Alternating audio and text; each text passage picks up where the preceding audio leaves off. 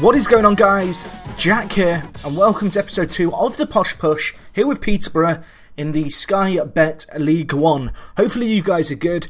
Today I have a live come against Manchester United for you guys in the League Cup second round.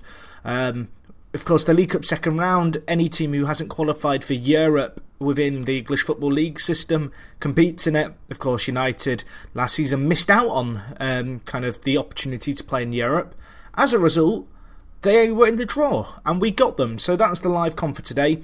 But first things first, we're going to review our start to the season, one that has been very, very strong. So as you can see here, we played the Leyton Orient game last episode. If you missed the last episode, of course, it was the first in this series. Go check that out as always. Since then, 5 games, 5 wins. 1 came in the Capital One Cup first round. This was against Newport County. Slightly rotated team here, but as you can see, Brit Assombalonga. I am going to get that name nailed by the end of the season with a brace. And Michael Boswick getting the other one. It was a good performance by us all in all against a team who are in a lower league, but could have easily provided a kind of, I guess, a slip. They could have been a team who kind of were more of an obstacle than we made them. So overall, that was pretty decent. But overall, we've played very well. In the league, we've been playing very well. Assombalonga here with his second goal of the game, a cheeky little chip from 18 yards. But no, overall, the team's clicked really well. I haven't made too many tweaks to the tactics. I've kind of made reactionary ones during matches. I am going to be covering our tactics and transfers because there are a few more to talk about in today's episode. Yesterday's episode was a little bit kind of long at 23 minutes. I didn't have time to kind of cram in the other stuff because you don't want to make videos too long. So that's what we're going to be doing today. So anyway, that game finished 3-0. In the first kind of, I guess, league game kind of in this period, besides the Leyton Orient game last episode, we met Coventry. Now Coventry in this have minus 10 points at the start of the game. I talked a little bit about how I'm using the LFC Marshall update, which updates all the league systems. I'm not sure if there's a way to get rid of points that have been deducted to teams such as Coventry, which is why they still have points deducted, or if in fact they have points deducted again this year. I don't believe that's the case with Coventry. Correct me if I'm wrong. I think that's just a kind of a side effect to the fact that you can't make a database start at a different start date to the kind of default ones. So anyway, Mellis here with a goal made it 2-0. Mellis is actually one of our signings. I will cover him shortly. He has been a largely influential player for us. Jacob Mellis. You can see him here, 22 years old, the former Chelsea trainee. He's on just shy of £5,000 a week. He has a £1.1 million value, which for a player who we picked up on a free is great. And as you can see, in 4 games, 2 goals and an assist to his name. So he's been instrumental in kind of how we've played, and he's been a very valuable asset to the team.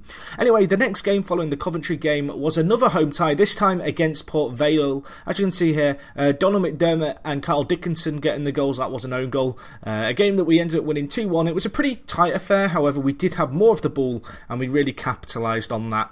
In our next game, we took on the mighty Yeovil, another team who are a bit of a yo-yo team in terms of they've been up to the Championship in recent years. They find themselves in League One, but they're a team who want to get promoted. But as you can see here, this one really came from the back, this goal. Bob collecting the ball here, and we just worked the ball really well. We created space, worked the opportunity. McDermott here, Mason, and then Assombalonga with a tidy little finish, a great little counter-attack. And again, a game which we played fairly well in. There were 7 clear-cut chances in this game, only 1 taken. There has been a slight recurring theme in our system, kind of just inability to take chances that have come our way.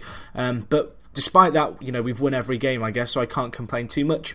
And then the last game of this kind of sequence of results leading into this Manchester United game today was against Crewe, who are a good team, but we made light work of them. We got 3 very early goals. You can see a Mellis breaking the goal-scoring kind of deadlock at 6 minutes, and we grabbed 2 more before the 20th minute, and at 3-0, we kind of took our foot off the pedal a little bit. I told my players to take a breather. There were a few players who were perhaps struggling a little bit fitness-wise. I told them to slow down the play, just control it. We did concede late on, but all in all, it capped off what's been a very, very strong start to the season with 5 wins in the league out of 5, and also a win in the Capital One Cup first round. I won't show you Crew's goal, but there was our third. It was Zakuani with the set piece. So in terms of how it looks in the league, we're actually only in third. The reason for this being is Bristol City and Notts County have also won all of their first 5. So it makes a pretty tight reading at the top. Our goal difference isn't the best in the league. We've only conceded 2 and 5, but as you can see here, Notts County 2 have only conceded 2, and Bristol City have scored 13 and only conceded 1. So this could be a very, very tight season, but we've hit the ground running. Our system is working well. Anyway, first things first, I will just cover our transfers so you guys can see what's up. In terms of our transfers, since you were last here, Charlie Coulson's gone out on loan. The only permanent departure was Joe Newell. He's actually a player with some pretty good potential. However, I wanted to cash in on him. He was kind of no better than Ryan Mason, who we brought in this year, who was on less a week. And as you can see here, he actually contributes more all in all. So I was pretty happy to make a little bit of money off the Joe Newell transfer. Kind of the attacking midfield area was an area of the pitch which I was pretty kind of crowded in terms of the amount of players I had, so just offloaded him for 200k, made for a pretty healthy transfer all in all. On the ins, there are 3 to speak of. Jacob Mellis, who I've already talked about, the Chelsea trainee, a very good player for in this division. Looking at his coach report, he'd be a good player for most Sky Bet Championship players, and he could improve significantly in the future. Hopefully he can contribute long term. Will Keane is another player. This guy joins us, the former Manchester United trainee, this guy. He was actually released after a 14-month injury. I talked a little bit about this last episode, but as you can see, 15 months he's had out with damaged cruciate ligaments. I'm taking a little bit of a chance in bringing him in. He's only a few days away from full fitness. He's been nursing his injury for 15 months, which is a very long period of time. Unfortunately, he's not going to be fully fit to take on Manchester United, his former club, today. But with 3 days left, he's going to be a real valuable asset once at full fitness. And the last transfer we made was Nathan Delfonso, the former Aston Villa man, who also, of course, had spells at Leicester and Blackpool. You can see here he's a very good player, 22 years old. He plays up top, but he also is okay at playing left wing. That's going to be an area I look to train him in. I'm hoping he's going to be able to contribute in 2 areas. Good English player, a little bit of potential about him. As you can see, he'd be a good player for most championship sides, and he can improve significantly in the future. To get him in on a free, his wages are only 2.5 grand a week. I was very, very happy with that transfer, and that adds to what we already have in terms of a very strong midfield. A little bit about our tactics. I didn't cover this too much last episode, but we are lining up with a 4-2-3-1 in the league, control and balance fluidity. In terms of team instructions, there's only a few to tell you guys about. Retain possession being one, really trying to look to dominate the play, looking to exploit the flanks with our fairly fast wingers, looking for the overlaps, trying to get our wing-backs into play, or our full-backs I should say, into play when we can, and playing wider, really looking to stretch teams. You'll also notice that when we don't have the ball, we have hassle opponents on, really looking in the midfield, particularly where we have more men than most teams, really just to harass opposition teams, not let them have time on the ball, and grind out results that way. You'll notice our team tactic familiarity is also halfway now. Hopefully that can continue to improve in the coming weeks and months until we get that 100% familiar. So anyway, today we are going to be taking on Manchester United in the Capital One Cup second round. It would have been a bit of a crime for me not to cover this game. The draw's been pretty kind to us in terms of it's going to help us out financially. The fact that we're playing Manchester United, the TV money is going to be pretty beneficial. It's not going to be an easy game. I'm not expecting to win this, but as a famous man once said, impossible is only 2 extra letters than possible. I don't even know what that means, but either way, anything is possible when we have Asombalonga with us and we do the conga. I'm going to make up a chant about that. I think there is actually a chant about Asombalonga doing the conga. If there isn't, then that is a crime against men. But anyway, I'm now rambling. We're going to switch to a counter version of this tactic. It's similar in many ways compared to the default tactic, but it has a few slightly changed instructions. I'm going to get rid of use offside track and look for the overlap. However, we're going to need to be a little bit more disciplined at the back, I think, today. That's going to be a challenge for us against Manchester United. But I'm pretty hopeful that our team can do their thing. So let's submit that team. We are playing Manchester United. They're playing a pretty strong team. Kigawa, Valencia, Darren Fletcher, Herrera and Kulu, Small and Keane, Shaw, Raphael. That's a very kind of tidy team to come up against. Rodrigo's a very good prospect in FM. We'll see what we can do. It's not going to be easy, as I've said, and I will say again, I am kind of going into this just thinking, well, if we only lose 3-0, it could be worse. I know we're underdogs, boys, but let's see what we can do. I have faith in you all. maybe we can keep some momentum going. We have had a fantastic start to the season. If you told me, Jack, you're going to win your first 5 out of 5, including against the likes of Leyton Orient and Yeovil, 2 very strong teams in this division, I probably would have bitten your hand off. So I'm pretty chuffed with our start. Not sure how kind of maintainable it's going to be, particularly in this game, but I'm hoping in the coming kind of weeks and months we'll really be up there fighting amongst the teams at the top. But anyway, Bob there with a nice little kind of grab, I guess, from the cross, and we give the ball away immediately. Can we defend this? Really trying to pack out the midfield, but Kagawa's found some space. He hits it. Bob in goal says, "Kagawa, son, you are not scoring against me." And that's a good save, because that was a clear-cut chance. If we're going to do well here, we're going to be relying on Bob to make some saves. Good header by Boswick, but now we need to defend. Set pieces are essential. No one is picking up Valencia. Now 2 go to him. Keane. Bang. It's 1-0. That was not the start we wanted. Not the best start for Peterborough. Thank you, Captain Obvious Commentator. Appreciate that. Oh dear. Michael Keane makes it 1-0. That is disappointing to say the least, but Valencia there with too much time, able to pick out a ball, and that's just down to a little bit of lack of kind of cohesiveness when it comes to defending set pieces.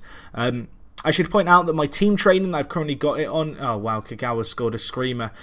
My team training that I've got my team set to is tactics, because I want us to get familiar with all our systems that I want to play throughout the divisions. This has meant that I haven't been able to focus on defending set pieces. Right now, that's looking like our downfall. That's a screamer, though, by Kagawa. Valencia with a cheeky little dink to him, and Shinji, he just hits it like a rocket. What can you say? Bob had no chance.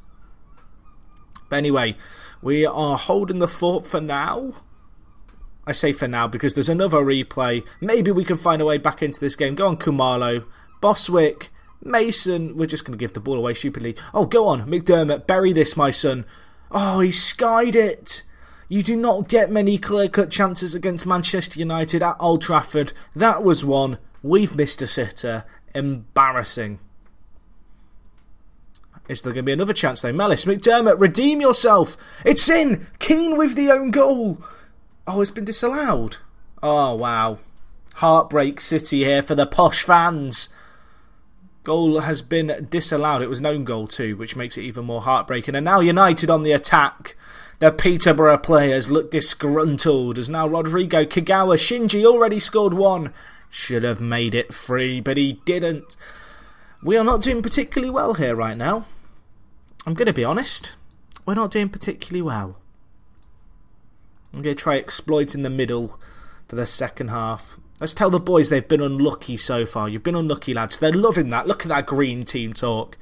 I'm not too fussed about this game, I've got to be honest. It's not like I went into this game expecting to win, but it would have been criminal if I somehow won this game by kind of some way of a miracle and I hadn't live commed it. So I thought I'd instead upload a video showing my humiliation to Manchester United in the Capital One Cup, which is what it's looking like right now.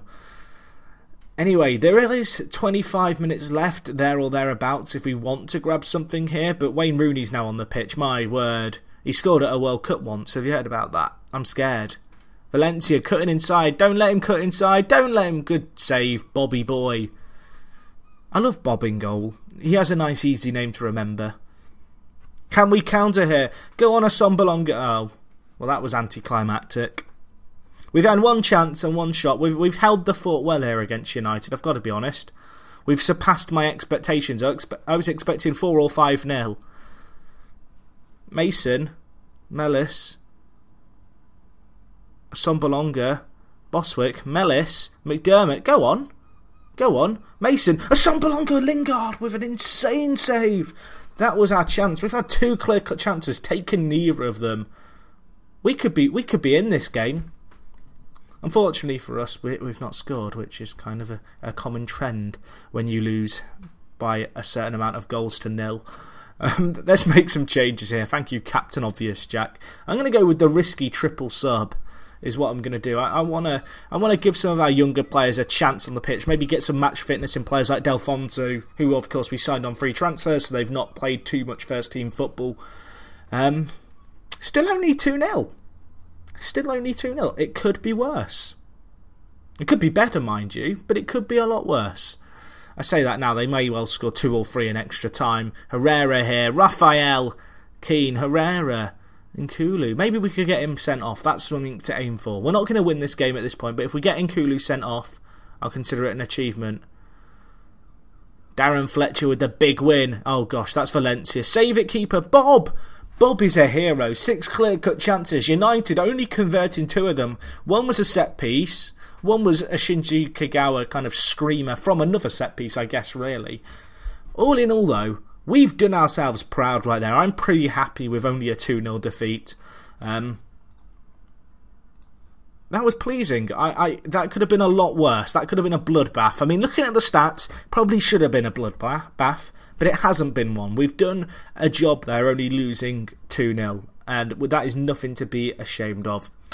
Right, so in terms of where we're going to be picking things up next episode, I think it may be the Bristol City game. I know that's a fairly short kind of notice game. There isn't a lot in between that, so I'm not sure what I'll cover that episode. Maybe slightly shorter than the others. Just a quick thing before I forget. If you want to do me a massive favour, there's a friend of mine called Mick. He is one of the reasons I started doing Football Manager videos 18 months ago. He is a massive inspiration. I recommend you check him out. He's a Football Manager commentator, done some epic saves in the past, and he started doing a new one this week. So if you want to check that out, I'm going to put a link right at the top of the description. If you're looking for more FM people to watch, Mick is your man. Go check him out. He is awesome. It's been a while since he's done videos, and his videos are just amazing. I recommend you check them out. But that wraps things up from me, guys. Hopefully you've enjoyed as always. If you have, leave a comment. Let me know what you made of this episode. The Posh Push. It's not the best series name we've ever come up with. Not exactly original, but we've tried at least. If you have enjoyed, as I mentioned, let me know by leaving a like. Guys, episode 2 or 3, Jack can't count, 3 will be up tomorrow. Hopefully you guys are looking forward to that, and I'll see you guys then.